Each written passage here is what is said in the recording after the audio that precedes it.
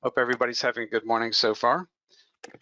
You're here for today's webinar on authoring with Chemwatch. We have a lot of really good authoring tools, and we're going to show you much of our portfolio today.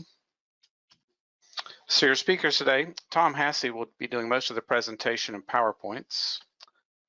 Augusta Brindley, or Gusty, as we call her, will be your technical product specialist, and she'll be delivering most of the demo. Myself, I'm Paul Benbow. I'll be kind of the MC, making sure everything goes okay. And then helping out on the question and answer at the very end is our another engineer or technical product specialist, Amy Pina. So today's topic is an overview of AuthorITe, our best-in-class authoring tool, some of the new features that we've added, how we can continue to evolve the product that we've been working on this product 29 years. So we've been authoring for 29 years, and the owner of the company started the business authoring SDSs, so he's had a lot of time to get it right, and I think you'll see we do have the best product on the market. You can do the authoring with AuthorITe, and we'll show you how to do it yourself. We have a brand new offering that's very excited, a pay-as-you-go system called GoSDS, where you'll actually be able to put the information in yourself, create your own SDSs in 10 minutes, put your credit card in, and boom, there's an SDS. You don't have to have any system. It's an ideal system for like maybe an Amazon seller that just needs one SDS because they've created something, or whatever needs you have. I mean, if you just need one or two SDSs, it's a great way to go. And then lastly, you just submit a form and we'll author the SDS for you. We author 3,000 to 5,000 SDSs a month at Chemwatch. Like I said, the company was founded authoring SDSs, so we're pretty darn good at it. Lastly, how Chemwatch can help. A little bit about Chemwatch. We've been in business, like I said, I guess 30 years, because 29, 30. We are based in Australia. We have 21 offices worldwide. Because we started off in Australia, we understood that we had to be multilingual, multi-country, multi-region. So I think when you see our product, you'll kind of understand that our product was created day one with the ability to convert between languages and countries. So we're very strong at that. And then we have regulatory information for all those areas. So we automatically populate all the SDS for all the countries we work at. And we're unique in that ability. 7 of the top 10 or top 20 Fortune 500 companies have our products. So we work very well in large companies. We work very well in small companies.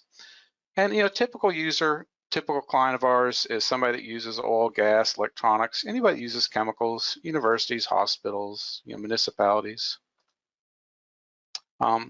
And then real quick, I have a question and answer box. If you look in the GoToMeeting panel, if you have a question during the presentation, if you would simply just key that question in, we have a team of experts, Tom, myself, Amy will be working that and reply. Anything that's very difficult, we'll ask one of our experts and we'll just get back to you. We will send out the entire document to all the attendees. So if you hear a question, you think, oh, I missed that one, we will send that to everyone that attended. So without further ado, Tom, you want to take it over? Thanks, Paul. Morning, everyone. Thanks again for attending and taking time out of your busy day to do so. I want to give you an overview of the product, and it's basically to prime the pump, so to speak. So Gusty will show you how it works. This will give you some background as to what's behind the machine, so to speak. As Paul mentioned, this is a software that has a global reach, so it authors in 93 country formats and 47 country-specific languages. English is default for all the country formats, but we support local languages like Hindi and Bengali for India, as an example. As Paul mentioned, best-in-class authoring software. We've have a number of clients who have run trials against homegrown and competitive systems, and we win every time. And we win for a couple of reasons. One, it's very fast. It auto-populates. Basically, you add ingredients data, possibly a UN code, and the rest, a lot of the rest, so to speak, auto-populates because of the databases that the tool draws upon. It draws upon a regulatory database and an ingredients-based database. So it's available in 47 languages, as I just mentioned, compliant in 93 countries. It's compliant for GHS and Reach, but really all formats: Japanese, Korean, Australian, WEMIS, to name a few. We have the largest chemical phrase library in the business, over 30,000 chemical phrases. And we actually hire people for translating those phrases who are fluent in that native tongue but have a chemistry background as well. As I mentioned, the regulatory list data it pulls in, it's over 6,300 from 89 countries, covering 1.6 million substances. The the authoring database updates in real time whenever a substance classification changes. So AuthorITe will automatically recalculate the updated SDS for you when you do a new rendering or do a new publish. So it's fully customizable and editable by the author, as we'll show you in a minute. This is just a snapshot of the regulatory data that the system is drawing upon. And I've listed some of the databases that it's pulling from, but there are many more, and just not enough room on the slide to show them. So try to show the most important. And what makes this tool so dynamic is we do all the regulatory updates against ingredients in real time. So when you author with our tool, you're pulling in the latest global regulatory data available, and this ensures compliance. As you've all painfully aware of, each global jurisdiction chooses which GHS revision to implement and when they might upgrade to the next one. So this approach has led to a lot of difference in GHS requirements country by country. So for instance, for additional hazard categories, you can see that there's quite a bit of variance from across the US, Australia, EU, and China. And then what's not implemented is if you just look at what's underneath the US as a baseline, you can see as you shift to Australia, they've added the serious eye damage category 2B and the flammable gas category. In the EU, they've added a flammable liquids category and an acute hazard to aquatic environment category. And, and China has added, this a single exposure category 3. So you can see it's quite a bit of variance, and the tool takes this into consideration as you author your documents. In other words, you don't have to worry about, is it grabbing the latest and is it grabbing the appropriate data per jurisdiction? The tool is doing it for you. So we have a number of new features we created last year, and we have some in 2020 that we'll send out as an announcement shortly. But just to give you a snapshot, this is a tool that rapidly evolves all around customer demand. That is, customers have reached out to us and said, these are some of the additions or new features we'd like to see with the tool, and we do these for free. One of them is we call it Ignore GHS Rules, a setting. So users are able to control the GHS classification that goes onto an SDS. So it overwrites all GHS building blocks and precedence rules. So it allows users to create an SDS without the jurisdiction rule constraint implementing via the particular country's governing body. So a notification feature pops up that informs the user when this setting is on. So upon submitting and updating an SDS where you've ignored a GHS rule, a message will appear that the H codes selected are not in accordance with GHS building block precedence rules, and then refer to the handbook for more info. So an example of how this would be used, a user can select H316 and this classification would appear on a US SDS even though H316 is outside the scope of OSHA HAZCOM 2012. Method builders. So once you publish an SDS, you can create from another screen quickly a ability to create a report based on those SDS data points. And how would you do that? When you publish what we call external.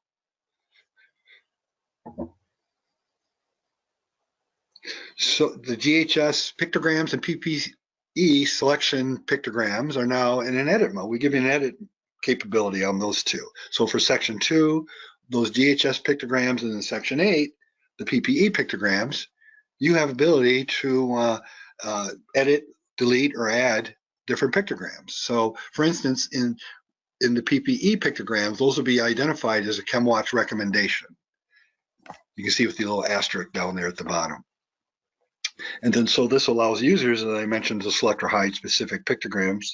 And the image below is actually from the section 8 that would pop up in the published SDS.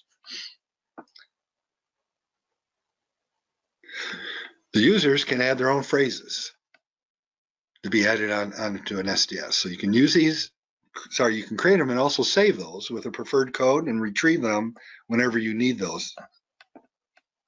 So the way you would do that, you can see my red arrow there pointing at the phrase library. Just click on that button. And again, the document's in edit mode, so this would pop up.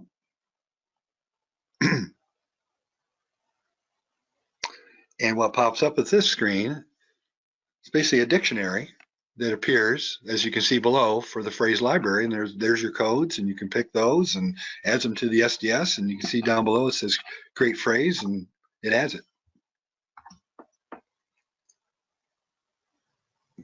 Also with the phrase library tool, if you click on the P-code library button, a pop-up dictionary pops up that is used for user-created P-codes. So you can edit and delete P-codes as well, and this will give a little explanation next to it as to what you've added. And you do a save, and it's added to the document. So we call these green area edits carryover. What we did, we have a capability within the edit mode of the document, what's called a red edit or a green edit. And a red edit says you can change it on this document, but it's not going to be saved in the database against the SDS. The green says you can edit this document and it will be saved. So what we've done is we've added basically more capabilities. So again, the green edit is a user-specific SDS edit. It could be a data points text, some common phrases, selected pictograms you can add to it. And now these green edits are carried over to the new version upon update. So these are all new green edit carryovers that we've now added. I mentioned the added text, user common phrases, selected pictograms, and these are saved based on the SDS language, not country jurisdiction. So an example would be user makes a green edit on version 1 of XYZ SDS, publishes it, then adds a new ingredient, updates SDS to version 1.1, publishes it again as 1.2. All edits made in version 1 and 1.1 will be carried over into the newest version, in this case 1.2. Before, people would add these and only save it on the current document, and they may have a few hundred to author that uses the same edit, so a huge time saver. So I'd like to introduce our solutions engineer, Augusta Brindley, or as we affectionately call her, Gusty, who will do a demo on how you would use our authoring tool to author your own SDS. All right, great job, Tom. Let me make Gusty the presenter.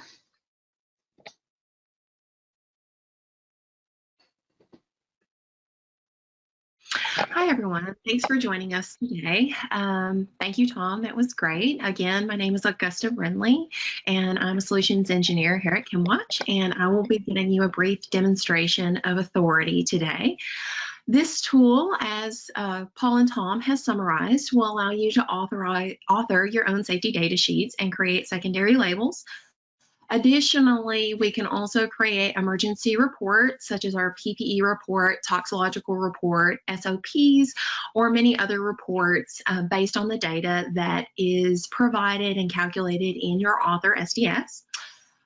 You'll see here on the screen that I have already logged into our system, and we have a separate module that you use for authoring. And you'll see that here on the screen, you have a panel where you can author the SDS from the ground up. And additionally, you also have a viewing pane where you can view previously authored SDSs. As for the previously authored SDSs, you'll see that you can glance at information about each SDS in this grid format. You'll see that you can see the hazard, and you can also click on this icon to see additional information. All of these are rated based on flammability, toxicity, body contact, reactivity, and other chronic effects. These are color-coded accordingly. Additionally, you can view dangerous goods information, hazard information, risk statements if they're applicable to your region or jurisdiction, and then GHS pictograms as well. You can also see the material name and then any H codes or R codes that are applicable to that particular author document. Additionally, we have versioning information. If there is no I or E next to it, essentially it is published as a draft version. As Tom alluded to, we can also internally publish documents or externally publish documents. Internally published documents are those that are going to reside here within your authoring tool. Only your authors will have access to those. Additionally, you can also use those documents to maybe put a mixture within a mixture or formulation within a formulation. We can talk about that a little bit later. Additionally, you can also publish these externally into our core product, which is SDS management. If you use our core product, you might want end users or basic users to have access to those SDSs without authoring access. So essentially, this will provide view-only access to your authored SDSs. Additionally, you can see other information such as issue date, a catalog number that's just an alphanumeric number, or a numeric number that's assigned to that particular document. I'll also point out that we have filters here at the top, so you can actually sort or search for particular author documents either by name, version, issue date, or that unique number that you assign to it. Additionally, you can also see information at a glance such as DG and packing group, and then we'll talk about other types of documents that you can access with that particular SDS that has been authored. Now, for the demo today, we want to show you how to author a new SDS from the ground up. So I will direct your attention over here on the left-hand side to the panels. You'll see that we will go ahead and click New, and we will have the system author our SDS. Now, to start authoring your first SDS, it's as simple as assigning this particular authored SDS a material, product name, and identifier. So for our product today, we are just going to do an example. So in this case, we'll just say a distillate example. And again, you can author anything that is relevant to your organization. I'll show you later the materials that we have in our library and how you can access those to create your SDS. In this case, we are going to go ahead and assign this a catalog number. And again, you would use your own business rules in order to name and identify your product. Again, you can use alphanumeric numbers or just a string of numbers if you would like. Now, these are the two minimum fields that are required in order to have the system author a basic SDS for you. Depending on the region or jurisdiction in which you're authoring this SDS for, you might want to fill in some of this other information if it's applicable to either that region or jurisdiction or even the markets of sale of your product. So you'll see that you can include information like CAS number, EC number, uses. Also, you can include synonyms or trade names for your product as well. Next, you'll see that I can move through this through these tabs by expanding them out. The next section is the manufacturer data, and this includes information like name, address, and contact information. You'll see that if I type in that manufacturer name, that a word will appear, and essentially we have some of these manufacturers stored in our system so that you can simply select those from the list, and then those details will populate into these fields. This reduces the data entry that is required on the author's end. If that's available, again, you just simply click it from the list and then those details will auto-populate. If it is not available on the list, you can always add it to that vendor list and it will be added to your domain. So it will be viewable by your employees and your authors. This is a one-time data entry process. So you'll see that you would just provide those details, and then after you submit it and save it to your domain, that will be added against this list as a record, and you can just simply select it from that list. If you are creating products for your particular organization, you might want to use the same vendor every single time or your own details. You can also add this in the master system settings. Essentially, this can be applied on a per country basis, or you can just add one. What this will do is it will assign it as the preferred vendor, and essentially your authors can skip this section anytime they do not fill out these details.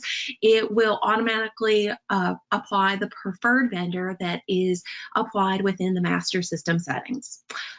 Now, again, just to review what we've done so far, we have given product identification information such as material name and CAS number. We have applied vendor details, and now we're going to move on to identifying those ingredients and relevant proportions here within Credete Posteria, which is Latin for trust us. Essentially, this is where the power is in our system. This connects to our regulatory database in order to assign classifications to the materials that you identify here in this section. So here you'll see that we can actually search for materials in our database either by CAS number, or you can search by name as well. It just depends on what is handy. And you'll see that as I type in that particular CAS number, it is going to reduce the search results. So you'll see here on the screen that you will have search results that will appear based on the CAS numbers that you are typing in. So again, you just simply need to type in that CAS number and then find the product that you're looking for and then define the proportion. You can add this as a percentage or a molar value. You'll see that we can add this as a percentage, and again, you can add others either by name or CAS number. Sometimes it's most easy to define these by CAS number, but of course, if you prefer to put in the name, you can certainly do that as well. So in this particular case, you'll see that I'm looking for this particular product. Oops, that's the same one. We'll just add this other one. And you'll see that you can add that in here, and it will find that product for you in our full database. It is important to note that our database has over 200,000 pure substances that you can pull from. And again, you're just going to select those. It is going to apply the H codes that we have assigned to that particular product in our system. So once you have found all of those ingredients and proportions within our library, you can have the system generate an SDS based on this minimum information. You would also want to apply the state and then water solubility, and you'll see that I simply can submit this and have our system cross-reference this data against our database in order to generate a document. Now, again, this is the minimum information that's required in order to have our system produce a document. But of course, I will show you how we can add additional information or modify information that was presented by the system here momentarily. So again, based on just giving it a product identifier and name and then identifying those ingredients, you'll see that our system has produced a full document here. If I scroll through this document, you'll see that it has authored this particular document in United States English. That is what my system preferences have set as my default. However, it is important to note that we can author these in 93 different country formats and 47 different languages. For this particular document, you'll notice that since it's a US GHS document, it's going to display those GHS elements such as those pictograms, hazard statements, and precautionary statements. Additionally, it's going to display information like the NFPA diamond here in section 2. Additionally, if I just scroll through this document, you'll see that the information that is provided within this document is rather detailed, and that is because we author these very conservatively. Our goal here at Chemwatch is to keep your workers safe, so we are going to provide the information to do so. We don't have any, marketing motivations on how we classify chemicals. Basically, we are classifying those so that you have the information that you need in order to keep your workers safe.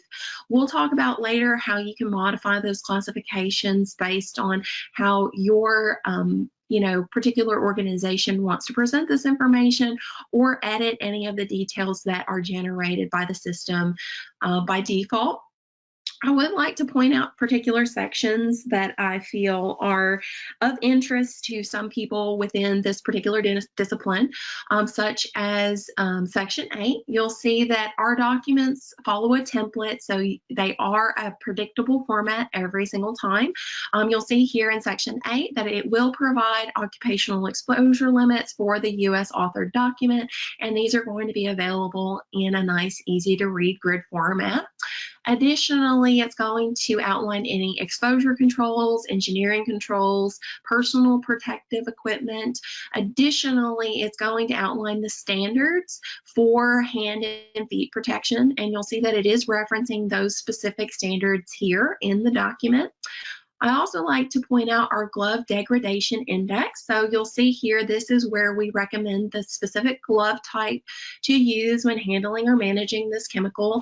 And if a respirator is applicable or needed, we will outline the specific respirator that should be used or on hand. You will notice that there are some sections that are incomplete. We will fill these out together here momentarily, such as Section 9 and then also our transport section. Again, we're just scrolling through this document. You can also jump from section to section using the section selection tool. So again, if you would like to jump to either disposal or transport, you can do that relatively quickly. I also would like to point out in all of our author documents, you are going to have detailed disposal considerations, and this isn't always available, especially if you're going to reference a vendor or manufacturer SDS as your basis for your authoring. Sometimes they just say dispose according to local laws and regulations. Our documents are actually going to provide thorough disposal considerations and recommendations to your authors. You'll see Section 14 is not filled out. I'll show you how our system can assist with that here momentarily. I do like to point out the regulatory section. So you'll see that it's going to display a list of regulatory lists on a per ingredient basis. So you'll see that it's broken this down per ingredient, and it's going to show all the lists that those are found on here in the US. Additionally, it will outline federal regulations such as SARA or EPA CERCLA, and then any state-specific regulations that revolve around the materials or the ingredients that you included. Now, again, I mentioned that we have 93 different country formats and 47 different languages that we can author these in. So, for instance, you'll see that I can choose any of these from the list in order to have these authored in another language or country. So for instance, we might want to select Mexico. We have the languages assigned to the regions or jurisdiction, so it will display the language that is most commonly used in that region. Additionally, it's available in English for all of those as well. So you can see that our phrase library has translated that full document into Spanish. However, if you do not speak Spanish, you can actually convert this document into English while retaining that regional or jurisdictional format. So if you jump to the regulatory section, you'll see that the regulations have changed. Also, you'll see subtle changes throughout the document. It just so happens that Mexico has adopted GHS. If we were to have chosen maybe an EU country, you would see that it would change to REACH format. Here in the regulatory section, you'll see that now the list of lists are displaying those that are relevant to Mexico.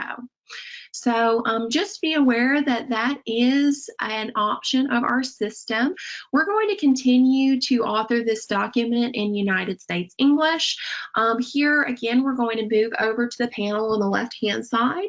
You can define any physical property information. This is defined by the user, so you would have to input these, especially for mixtures. This data isn't readily available because it requires tests.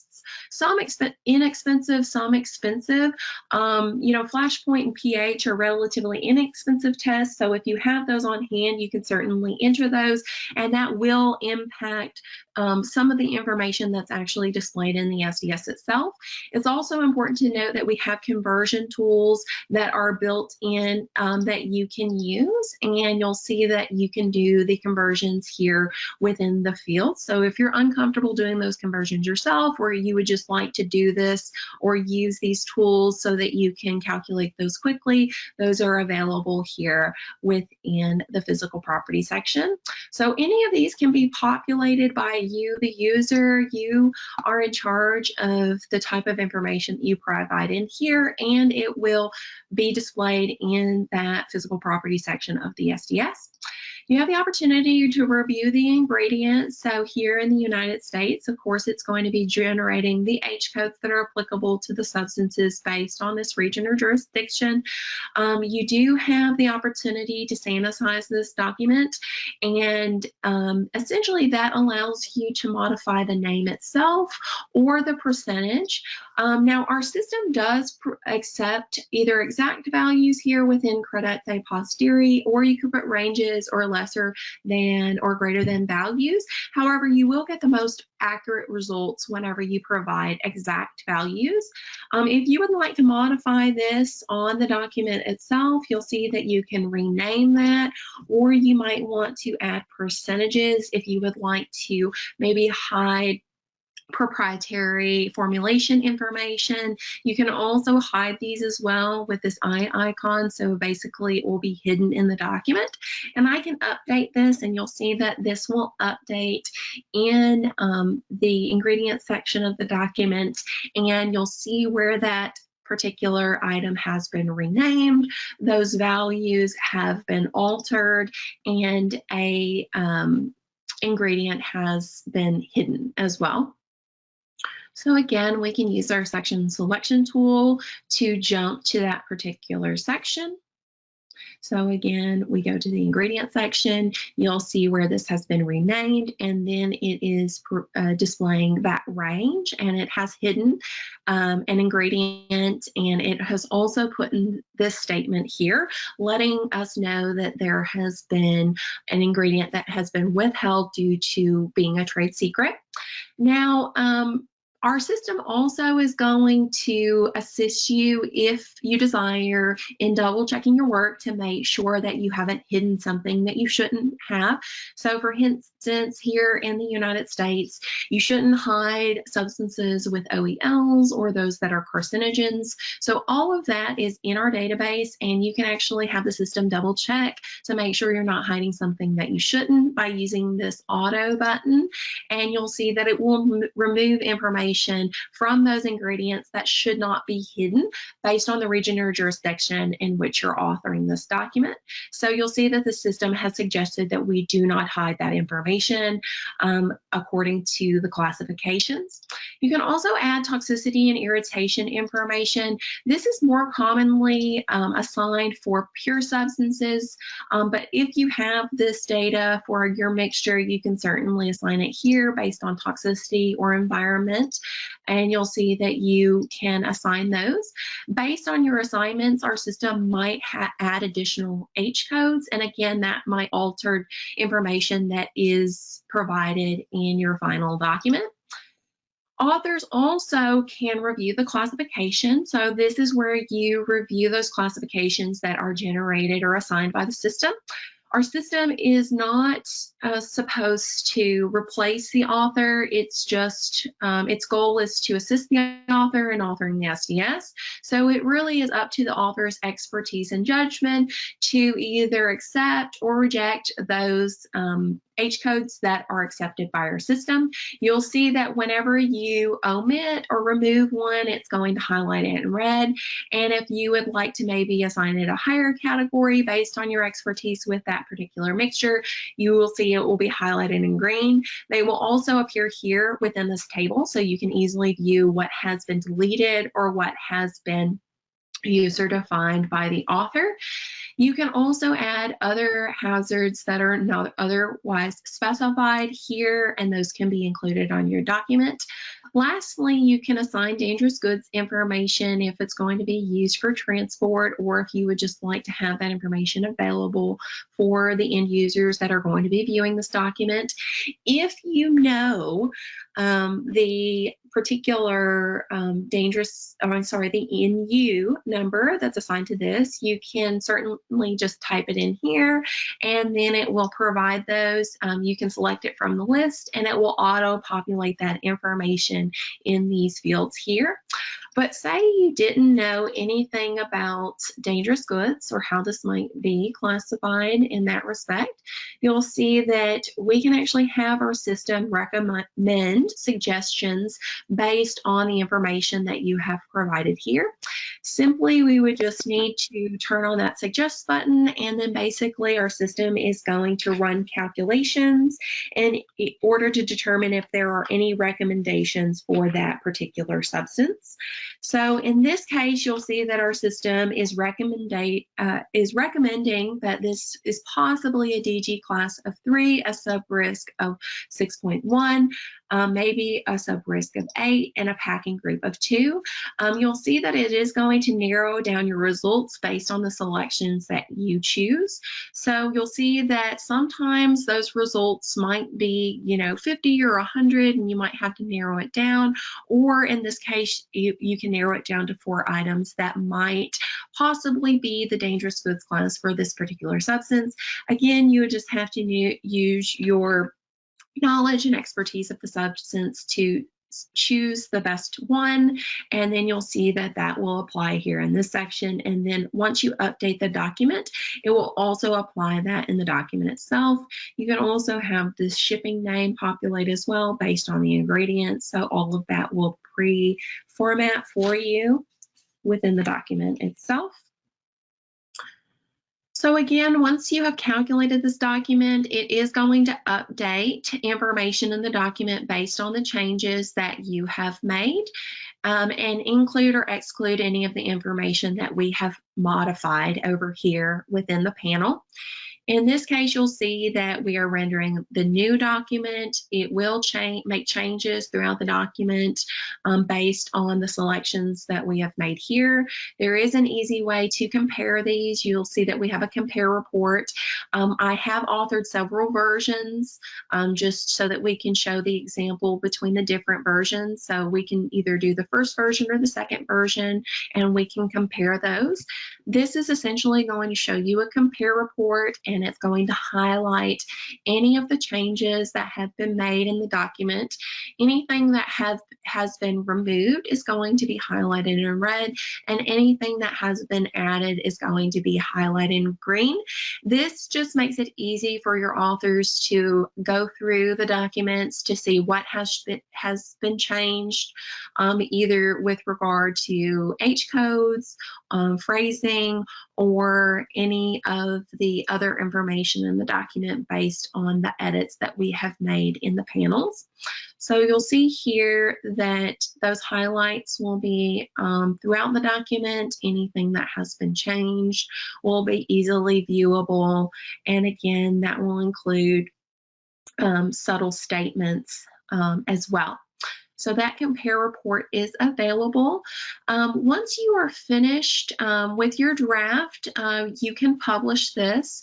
As a draft, you can also edit any of the sections. So Tom mentioned this, we have green and red edits. So if you disagree with any information, or maybe would like to modify any of the information within the descriptions or any of the paragraphs that have been provided, you can certainly do so.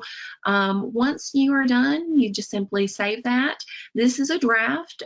We can actually publish this again, either internally so that authors can view this or use this information to author other documents, or you can publish that externally to your SDS management piece of the system. In this case, we're going to author this internally, and you'll see that it will bear the watermark of internal. And essentially, this can be used to either view information about substances that you might want to author, or you can actually add ingredients within ingredients or formulations within formulations. So for instance, if we go back to our panel here, I have authored this particular document internally. If I would like to add that as a substance here, you'll see that it will appear in the list. And again, the H codes that your author has assigned to that internally published document will be assigned. And then our system will use that to recalculate information in your authored document. So you'll see that that was a mixture. So you'll see that it included this particular substance as well, and then additional ingredients. And then it's going to recalculate that based on the original percentages that were provided, and then also the percentage that I provided here. So it does all of those calculations for you. So those are our authored SDSs, and basically any of the SDSs that you author can be printed, shared, or downloaded locally to your computer. We also have other documents that you can view here in the system that are generated in the background in addition to that authored gold SDS, and those include our mini SDS. So this is just a one-page summary of the information that's found on the gold SDS, and you'll see that again it's color-coded to the highest hazard rating. There's ingredient information, such as the ingredient name, cast number, percentage, and then also the OEL if it's applicable, GHS pictograms, DG information, health hazard information, precautions for use. Again, it's going to specify the specific glove type, if it is applicable, or respirator, and that's easily viewable here within this document. Property information, so this is a liquid, it's corrosive, it's alkaline, and it's flammable, and then also safe storage information for use. So this is available, and this is also easily converted into 47 different languages. So you'll see that I can easily convert this into French if I would like. It looks like it didn't stick, but usually these are easily converted into different languages. Additionally, we also have labeling.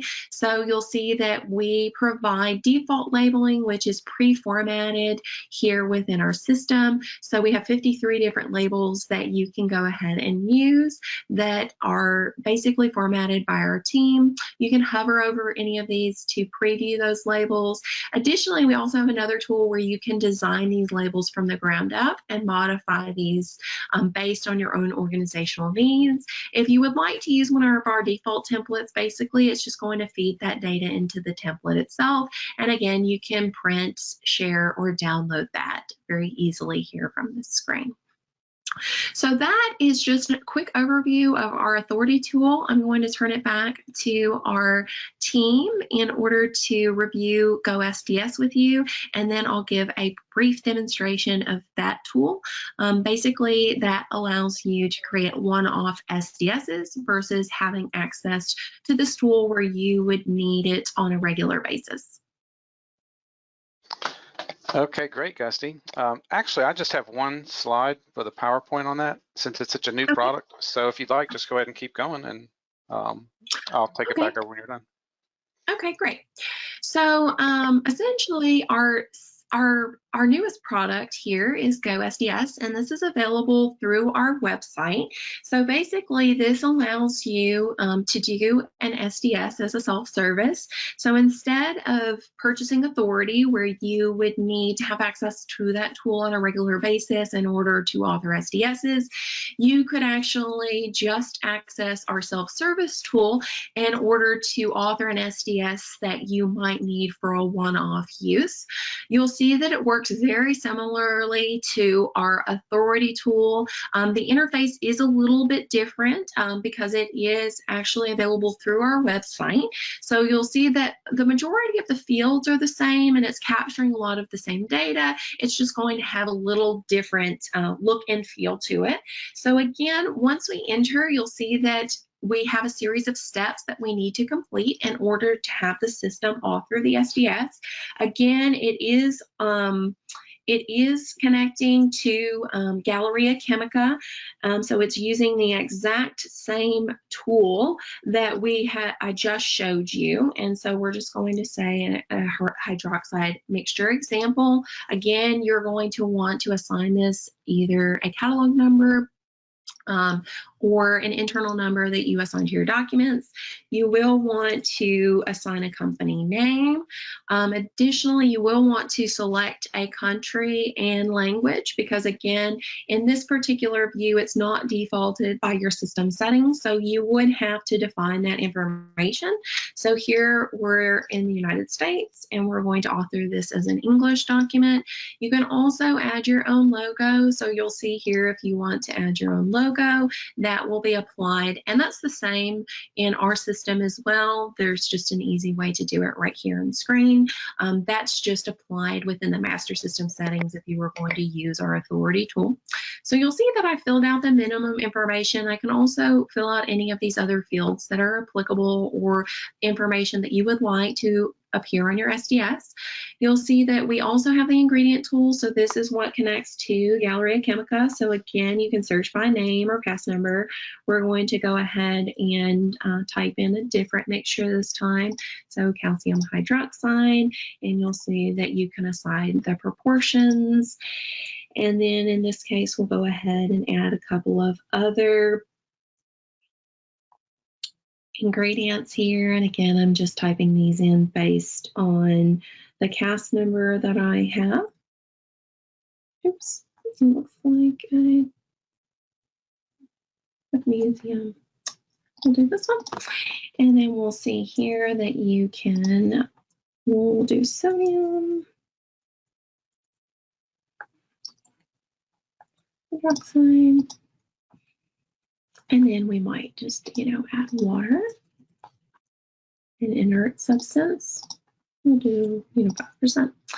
So once you have added all of those in, you'll see that you can move on to the physical property section. And again, this is very similar to the physical property section that I just showed you. You would just define the state of the substance and the solubility if it's applicable, and then you could fill out any other information that you have in hand for that particular substance. It does, certain fields do have bearing on the information that is presented in the SDS, so you would want to provide that if it is available. Then you can move on to the dangerous goods section.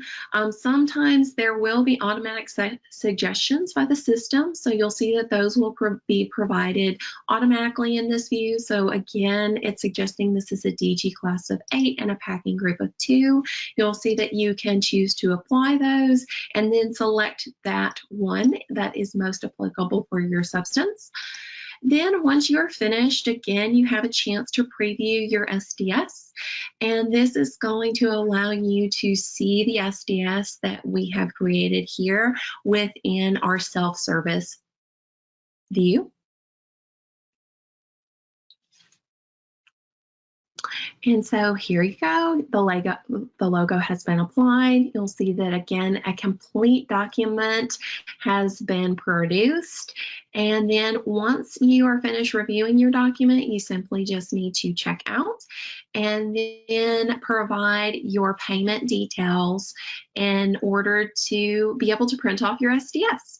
So it's very easy. We are doing a promo. These are normally $4.25, but I'll let Paul talk about a promotion that we're doing here over the next couple of weeks where you can get a discounted GoSDS through this particular portal. So Paul, Well, thanks, I'll Gusty. let you go ahead and take it away. Yeah, thanks, Gusty. That's a great job. Yeah, we have a 90-day promotion where you'll be able to author an SDS and GoSDS for $90, and we'll have details of that. We'll send that out in the email that everybody gets in follow-up. So let me get my screen back to me, and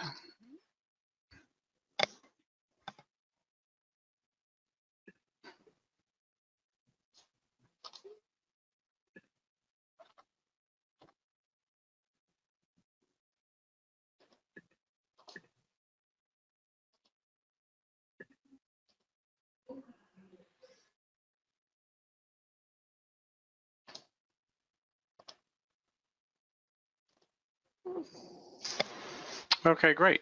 So I got a couple things.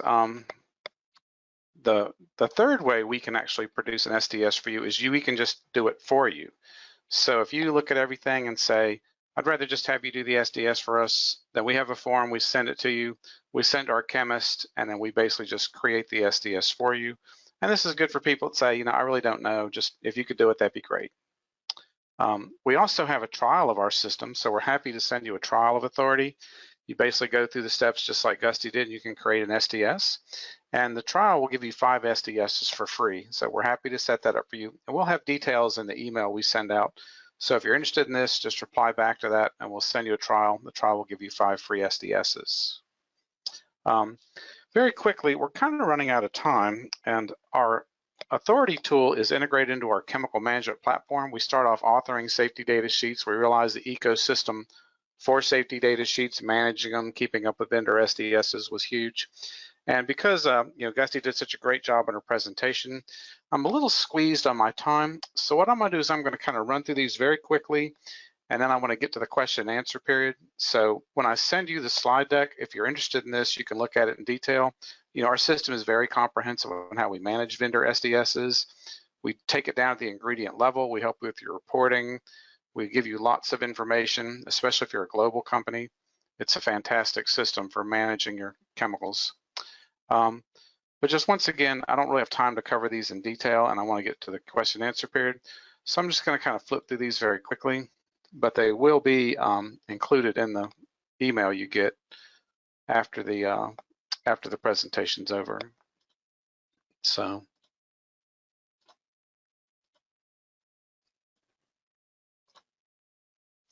we do have a mobile platform. A lot of people really like this because smartphone, iOS, Android, what have you, is very prevalent. So you can actually look up SDSs on the phone. And this is great for people that, you know, are mobile workers perhaps, or you just want a very simple way to access the data. You know, our system is very comprehensive, but when you give somebody a smartphone and an app, I mean, you literally can figure it out. All kinds of reporting is possible on the smartphone app. So you can get the mini SDS that Gusty showed.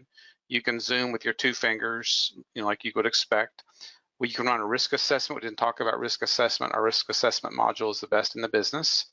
You can actually start to key in a name. It'll auto suggest things, so it has all those features. And like I said, we have a lot of our documents. Once you have a document on the phone, you can simply share it with all the standard tools, you know, messaging, email, and you could send that document to somebody else. So you can be remote. Somebody says, I don't have an SDS, you can find it on your phone and send it to their phone, or they can find it themselves. So our smartphone Smart Suite application is really good. Another option is offline archive. People are always interested in this. We actually can take your entire folder or entire site, if you'd like, and put that onto a thumb drive, and you can look at that on a mobile device, or you can look at that on your server, basically anything with a web browser. Even though you're not connected to the internet, we still use the web browser as a user interface. It's very easy. It's really good. And the last new feature we've created is called heat maps. So we're actually able to take your chemicals, we put in volume information, we understand the room that the chemical is being stored in and the characteristics of that room, be it a cabinet, be it a floor, the fire ratings, sprinklers, things like that. And we apply all that information and we understand your chemicals, and we can actually do a rendering on your floor plan showing you in real time what it looks like as far as, you know, exposure risks, you know, danger hazards. And we do this, you know, with different colors. So it's really good for people that are non-technical people, so they can just kind of understand. And we have another webinar we did on this, but I just wanted to talk about it very quickly, that it's very powerful. And that kind of rounds out the Chemwatch chemical family. So today we spent most of our time talking about our authoring tool on the bottom. You know, feeding that data is our chemical library, regulatory database, and then we have all the pieces that go with it. You know, Gusty touched on labeling. Labeling is huge. We have a module called AuthBack that actually holds your SDSs, so users can self-service get that access to those documents. So somebody wants to download an SDS on their own and they're, you know, not a trusted person, they can do that. If they are a trusted person, you can give them a login into our system. So we have a lot of flexible ways to help you, you know, disseminate the SDSs to your trusted community as well as your, you know, unknown trustworthy community. So So that being said, it's time for the question and answer session, and we got about 5 minutes, so we're running pretty close to the edge. Tom, do you see any questions out there? Yeah, there's 16 of them at least, so thanks folks for all the inputs. So here's a couple. Gusty, why don't you take a shot at these, please? Can previously authored documents, either in a homegrown system or a competitor system, can those be imported? Yes, we do have a way to mass import documents. We have a spreadsheet that essentially will capture data like the ingredient name and the percentage, and then what material or document that would need to be assigned to, and then we can upload that information. And what will happen is our system will produce the minimum SDSs for all of the substances that you have supplied in the import template. So yes, that is possible and available through our tool. Thank you, Gusty. What types of documents can be imported? Can you give a few examples? Well, it's actually not imported on a document level. It's basically imported on a data level. So we would just need you to provide that data in our Excel spreadsheet, and then basically that would be imported and those documents could be created. Great, thank you. What if the substance is not in your classification library? So if the substance is not in our classification library, we have a tool where you can actually add it yourself. And basically it gives you an opportunity to name the material, provide a CAS number, and assign H codes. And then once you have saved that data, it will be available in the Word wheel. It will be self-classified, so it will use the H codes provided by the author or the person who input that particular material and to the calculations that are used to provide information in the SDS itself. Great, thank you. And this we'll call this the last question because it's in 3 parts. When you look something up by CAS number, why do multiple materials display, and why do they have different hazard classifications, and what drives this? Okay, so you probably noticed during the presentation whenever I was searching for a substance in our full library that there were instances where there might be a substance that has multiple CAS numbers. So an example of this would be a hydrocarbon strain. So that is CAS number, 741. And basically these are denoted by asterisks. Basically there are refined versions and unrefined versions, so there might be instances where you'll have 2 CAS numbers for those types of materials. Additionally, you might see multiple CAS numbers for substances that are stereoisomers or racemic mixtures. Basically, a racemic mixture has different enantiomers, and basically there are different optical isomers for that. So there's a configuration or a handedness for that particular molecule and or receptor in which it binds. So that could be an instance where there would be multiple CAS numbers. The phases of the particular substance could be taken into account. So whether it's a solid or a liquid at different phases or temperatures.